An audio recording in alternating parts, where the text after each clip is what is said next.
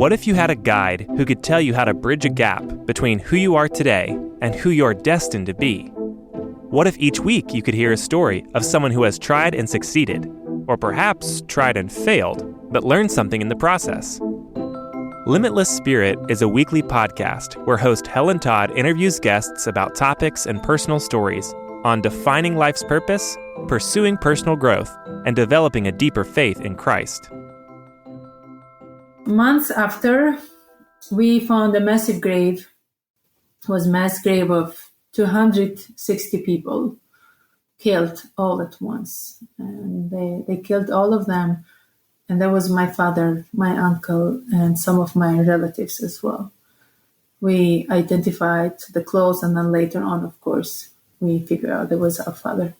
So, yeah, I could not believe that he's gone. And this is when the battle fighting God started.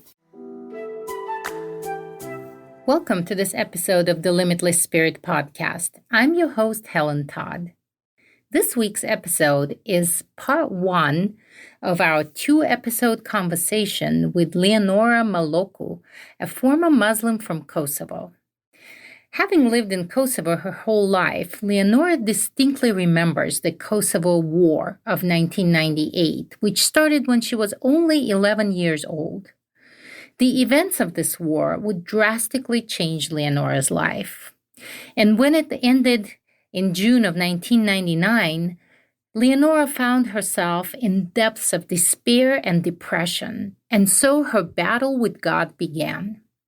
In this episode, you will learn about the war in Kosovo from the perspective of a young girl who had to hide in the woods with her mom and her sisters and later discovered a tragic loss of her father. But ultimately, this is a story of true hope with the most unexpected plot twists. Hello, Leonora. Welcome to the Limitless Spirit podcast. How are you today? Hello, good to be here. I'm doing fine. Thank you for the invitation. So you're joining me from Kosovo, and I have never been to Kosovo. My husband had the privilege of being there just a few weeks ago, but it's a tiny country. It's kind of a new country in a sense. So tell us some cool things about Kosovo that everybody should know. Yes, I've been I was born and raised in here, so I would say that Kosovo is the most beautiful country in Europe. Of even course. though it's a very small country, it's one of the youngest European countries, newborn countries, even though we recently celebrated the 23rd anniversary of our independence. Yes, it's mainly lived, our population is mainly Albanian, but we also have other nationalities, including the second majority, which are Serbian people, and also Egyptians and Roma and Turkish, Bosnian, and so. One thing that maybe I would like to emphasize for our country is that people are very welcoming. So we might be a very small country, tiny country, somewhere in the corner of Europe, but whoever comes, at least everyone's feedback is that people are welcoming, people are hospitable, and also we have a delicious food. So it sounds extremely, extremely wonderful. Tell me one dish in Kosovo that is just specific to Kosovo where you can't find it anywhere else. One dish that we at least present to every guest, the international guest that we have in here, is flia. It's a special pie, which takes hours to make and few minutes to eat. So it's more like a, fellowship time. Whenever we want to have some fellowship around family members or guests, and so then we would prefer making flia somewhere outside, outdoor. And it's like layer after layer and layer after layer. Very simple to make, even though it takes a very long time. But the main idea of it is to be around people and have fellowship with people as you make that special pie. So is it sweet or savory? What kind of a filling does it have? It's salty. It's kind of a pie. Yes, yeah. Like meat and vegetables that go inside? Neither meat nor vegetables. It only has you use flour, salt, water, and cream. nothing else. Oh, interesting. Sort of like a layered cake. Yes, and it has, I think, more than 30 layers. So that's why Mm. it takes time to be cooked. So, Flia, now that's on my list. When I come to visit Kosovo, I'm going to have to try that. And do you make it together as a family? Is it like a communal thing? Like in China, the whole family makes dumplings. And so is it a family thing to make Flia together? Yes, because it takes so much time.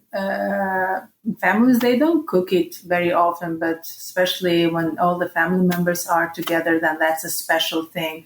And it's not about this dish, it's all about the fellowship together, The the time fellowship. they spend together around that special pot that you use to cook flia. Well, this sounds wonderful. So the main language in Kosovo is Albanian because the majority of the population are Albanians. Therefore, the main religion also in Kosovo is Islam. Is that Yes. correct? So you were born and raised there in a Muslim country. Tell me a little bit about your childhood, how you were growing up. Almost 96% of population, they're Muslims. And majority is Albanian. Then, as I said, we have other ethnicities living in here as well. There are two official languages in Kosovo, even though English is used very much as well, but still it's not an official one. But we have the first Albanian, and then second official is Serbian language as well.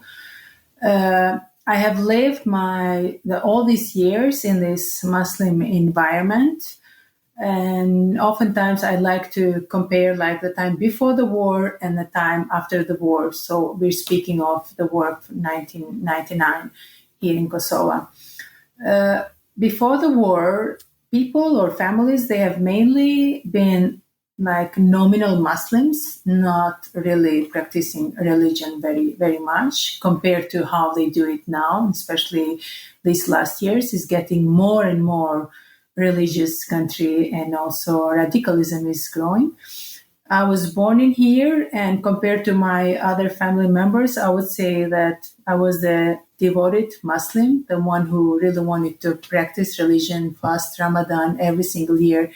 In fact, I started fasting Ramadan when I was 6 years old, every year regularly, because to me it was very important to honor God, get to know God more, and also fulfill all those Islamic laws. So for years, I've been practicing Islam and just trying to be the devoted religious person. Now, when we're talking about the war, just in case some of our listeners are not familiar with that part of history, what was the war all about, and who was the war with? As many people might have heard and already or read from the history books that Kosovo and Albania in general, it has been under the Ottoman oppression for hundreds of years. And then later on, it was Serbia, which back then was a very big kingdom, came over these territories to fight against the Ottoman Empire. And this war was mainly a battle, a war like of Christianity against Islam or Islam against Christianity. So it was mainly a religious war. So when Serbia came over in these territories, they came as our allies on that sense that they wanted to help us get released and get freedom, and also kick the Ottoman Empire out of Kosovo and also Albanian territories. However, after that, we have somehow Serbia took ownership of this country, including some other Balkan countries as well. And as you know, then later on it was established this Yugoslavia, including so many other Balkan countries in Kosovo as well. So we have been under the oppression of Serbia for years. I'm not saying like 100 years, but almost hundreds of years under their oppression as well. And we, knowing our roots, we really wanted to get our own freedom and function as a free country. However, Islam in Kosovo came because of the oppression of the Ottoman Empire, and their main goal to bring Islam into Europe. So they used these territories as a channel for them to penetrate in the other countries as well of Europe. When this special battle happened in Kosovo years ago between Ottoman Empire, Serbia, and of course the Albanians who lived in here, it was mainly to get us freedom, first of all, but also for the Ottoman Empire to be rooted into this country and win this country for Muslim. Up to that year, most of the Albanians, they were already converted into Islam. And this was not really by desire, it was mainly by force. And also they had to pay very high taxes, and none of them was able to do that. So that's why then they were forced to convert into Islam. When the Sultan Murad, the guy who was ruling into these territories, died, he was killed in Kosovo in a very special field near to Pristina, the capital city. He ordered his soldiers to bury his heart in Kosovo and take his body back to Istanbul. And the main reason of this was that he wanted for his grave in here to be a proof that he has brought Islam in Europe. And still, he wanted to have another grave in Istanbul as well.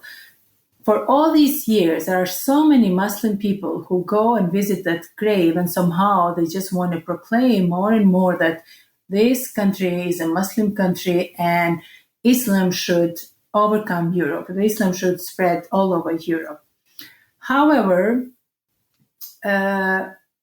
knowing all these parts of the history, which are painful stories, and they have brought lots of hurt and lots of killing throughout the years for Albanian people living in Kosovo, we have inherited this religion somehow from the Ottoman Empire. And on the other hand, it was the Serbian nation who did nothing to help us get rid of that, because somehow they had their own interests on regard of our country, and for them it was better for us to remain in such condition. However, the very final, after most of the Balkan countries got released of the former Yugoslavia, then it was Kosovo's turn in this 90, let's say starting from 94 with lots of riots and demonstrations, and so they started closing the schools, so you could not have any more schools in Albanian, you could not have TV channels in Albanian, so we were isolated, totally isolated, and we had no freedom at all when it comes to our rights as an Albanian nation. Then 99, the real offensive, or the biggest offensive, started in Kosovo, the war with lots of killing and death and fighting, which lasted for 72 days straight. And it was during this time when me and my family, it was my parents, my mom and my dad, who decided to stay in the country and not leave the country. So for months, we've been isolated in Kosovo. Back then, we did not have any internet connections. We didn't have any phones we could use. We had nothing. If you would lose family members, honestly, you could not communicate with them anymore. So this is what happened with us as well, with my family. Most of the times the men, they could not stay with the woman and their children because they would get killed. We had some people, Albanians, who were fighting against Serbia, called Kosovo Liberty Forces, unprepared, untrained, a military formed specifically for this war. They didn't have anything. The only thing they had, the only tool, the only armor they had, it was their desire, their willingness to finally get free and defend their own country. So was your dad fighting in these forces? No, he wasn't. He used to be a teacher. He worked as a teacher for many years. Before this offensive started, I have seen him as a student in the school, the same school where he was serving as a principal of the school as well. I've seen him being arrested and prisoned and in handcuffs for many times, because they would tell him the school should be closed. You don't celebrate anything. You don't organize any event. You don't do this and that. And he would still do that. So oftentimes, as we were doing something special, even for the Teachers' Day or whatever day, any other national days that he would like to celebrate together with with the people in the school, they would come and arrest him. So I've seen him, even before the war started, I've seen him being arrested for so many times. However, he didn't go to these military forces, but he was hiding together with the other man. And we lost touch with him. We had no clue where he is. And we had chance to get out of the country to go either in Albania or Skopje with buses and trains. And every day they were just transporting people, children and women and so on. But my mom, she decided for us to stay in Kosovo. And she said, we will not leave him behind. We don't know where he is. We don't know if he is alive or dead. But I would never forgive myself if one day the war is finished, we come back and he will just tell us, you left me behind. And we as children, me and my sisters, of course, we were terrified. We wanted to cross the borders. We wanted to go somewhere safer, but we wanted to respect the decision of our mom as well. So this way, we all decided to stay in Kosovo. So for all these years, all these days, 72 days straight of very harsh, bad war. And how old were you at that time? I was 11. In fact, I didn't celebrate my birthday, but I turned 12 in the forest. During the war. Wow. Hiding under the bullets. So that's how I turned 12 during these days of terror. So yeah, it was a very hard time. A lot of trauma. Every day we had to survive. There was nothing to eat. The only thing we ate for days, it was some grain boiled in water. That was all we had. And I remember we were so hungry, crowds of people searching for food. And they would bring trucks, like Serbian military forces. They would bring trucks in our neighborhood with flour, and they would shout out, "Come out, we have bread for you." And then people are running as crazy for them to find a little bit of flour so they could cook some bread. And then, as people were running behind the truck, the Serbian soldiers, they would take the flour and just throw it in the air and make fun of us and tell us, yeah, catch it if you can. Catch the flower if you can. It was crazy. And then people starting to push one another. So for days, I think we were surviving. Every day we were like, okay, one more day we survived out of hunger. One more day we survived of not being killed and so on. And I remember every single detail of that day when we finally got free. It was a very silent, quiet day. And early in the morning, we saw the Serbian forces, huge lines of vehicles, and tanks and all these military vehicles getting out of the city. And we had no clue what's going on. And before this, we experienced NATO bombing as well. All those bombs would come over our heads. And we hated that because every time the NATO would throw a bomb in one of these Serbian camps, then they would get a revenge on us. And sometimes, they would get a revenge on civilians. But sometimes they would also use us as a shield, because they knew if NATO sees that there are civilians, they would not bomb into those camps. And we hated that because we were surrounded with soldiers all the times. Every single day we were surrounded by them, and we never knew how long it's going to be and when they're going to kill us all. My mom, she spoke Serbian fluently, and they would use her, literally every time when they wanted to address the crowd, they would take my mom, put the gun in her head, and force her to translate whatever they wanted to say to the crowd. And it was a very, very bad time because the crowd started hating our mom as well. She was barely speaking out all that bad stuff that they were telling us, and still she was forced to translate. And everyone was like blaming her for doing that, but otherwise she would be killed, so there was no other alternative. Today, years after the war was finished, my mom, she has this trauma. She doesn't even want to hear any Serbian. It happened once years ago. I really wanted to start a Serbian language class because I wanted to learn Serbian, and it was her reacting very badly towards that idea. And I had to fight for days to convince her that it's a good thing. I really need to learn Serbian, but I also understood where the pain comes from. It's a trauma that she has never gone through or treated. And also God has healed me, and God needs for sure, she needs to experience Jesus in order to be able to get this freedom which goes beyond any physical or geographical border.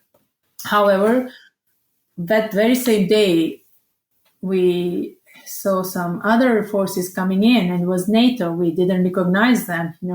They would bring it was the Canadian forces responsible for that territory, so they would bring the flag out. We didn't recognize at all what the flag is. And you were like, honestly, one left, the other came, and we don't even know who that is. Absolutely, exactly. So we were like, oh my goodness, they're back. So they were placed in the center of the city, and they saw no one was moving, no one was going out. They saw no reaction. So they brought the Canadian flag out, and no one reacted still. And later on, they brought the white flag up. And then we finally understood, we are free. We're free. So people are running us crazy, rejoicing. I will never forget those 15 minutes of happiness. 15 minutes of, I can't even describe the excitement everyone was feeling, because for years we've been under oppression, and finally we were free. Finally we were able to go back to our homes. Finally we were able to go to school. Finally we were able to eat our favorite food and not be afraid what tomorrow will bring. And it was like, wow, it's like a very good dream, something that it cannot be real. And of course, after this, everyone was searching for their own people that were hiding in the forest, or people that were part of these Kosovo Liberty Forces and so. And we were like waiting and waiting and waiting and waiting for our dad, but he never came back. And we went back to our homes. There was no place where to live, neither was no roof over our heads. And for months, we were living like that. But still, we were free, something that we could enjoy for. But I remember those days seeing the other kids, my friends, playing outside, enjoying, happy. And I would blame God. I said, this is not fair, God. Everyone else has the right to be happy.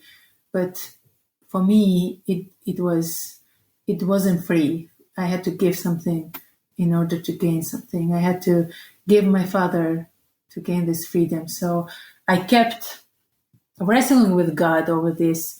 Did you find out what happened to your dad? Yes, months after, we found a massive grave. It was a mass grave of 260 people killed all at once. And they killed all of them. And that was my father, my uncle, and some of my relatives as well. We identified the clothes, and then later on, of course, we figured out it was our father. So, yeah, I could not believe that he's gone. And this is when the battle fighting God started. He said, you could stop this, and you didn't. You could control this, and you didn't. If you're the Almighty God, then why didn't you do anything? Now, why should I live? There was no purpose.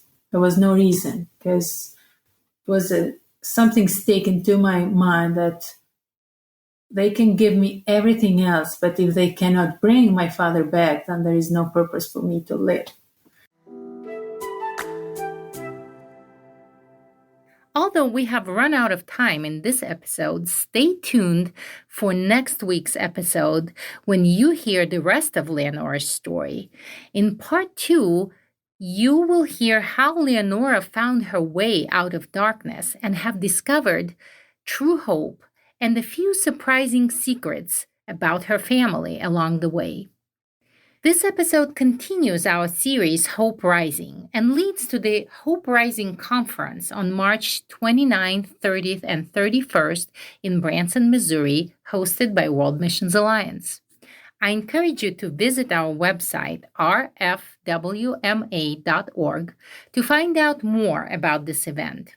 If you can't attend in person, you have an option of listening to it digitally from the comfort of your home. The website again is rfwma.org. Until next time, I'm Helen Todd. Limitless Spirit Podcast is produced by World Missions Alliance. We believe that changed lives change lives. If you want to see your life transformed by Christ's love, or if you want to help those who are hurting and hopeless and discover your greater purpose in serving Christ through short-term missionary work, check out our website, rfwma.org, and find out how to get involved.